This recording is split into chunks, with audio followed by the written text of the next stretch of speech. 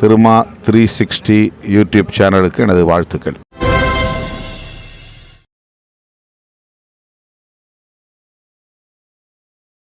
எரிச்சி தமிழரின் மிகப்பெரிய ஆதரவினால் இன்றைக்கு இப்படிப்பட்ட இஸ்லாமியர்களுக்கு ஒரு பாதுகாப்பு கிடைத்திருக்கிறது.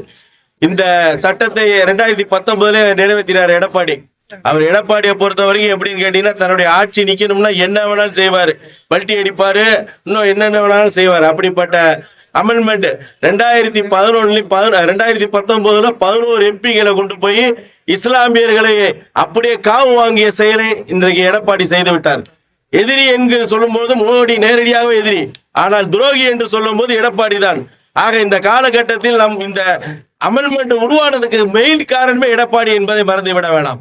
மோடி கூட அடுத்தபடியாக தான் வருகிறார். முதல் இதற்கு எதிரி, இஸ்லாமியர் எதிரி யார் என்று கேட்டால் எடப்பாடி. அப்படிப்பட்ட இந்த எடப்பாடியுடன் தான் எஸ்டிபிஐ கூட இன்னைக்கு இஸ்லாமிய சமுதாயத்தை இருந்து கொண்டு ஒரு துரோக செயலை செய்து அதோட கூட்டணிக்கு ஆதரவாக இருந்து கொண்டு இருக்கிறார்கள்.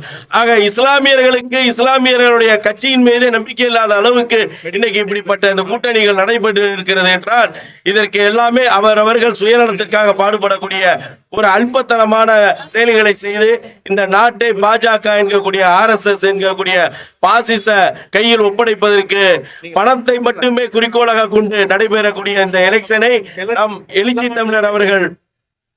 எழுச்சி தமிழர்களின் மிகப்பெரிய ஒரு கூக்குரலாலும் ஒரு அரவணைப்பாலும் இன்றைக்கு தமிழகம் எங்கும் இந்த ஆர்ப்பாட்டத்தை நடத்துவதற்கு இன்னைக்கு வழிவகை செய்த எழுச்சி தமிழர்களுக்கு நாம் மிகப்பெரிய நன்றியினை பாராட்டி இஸ்லாமிய ஜனநாயக பேரவையின் சார்பாக அவரின் கரம் பிடித்து மேலும் இஸ்லாமிய சமுதாயம் அனைவருமே ஒன்று சேர்ந்து விடுதலை சிறுத்தை இணைந்து பணியாற்ற வேண்டும் என்று கூறி இந்த நல்ல நேரத்தில் வாய்ப்பளித்ததற்கு நன்றி கூறி விடைபெறுகிறேன். நன்றி, வணக்கம்.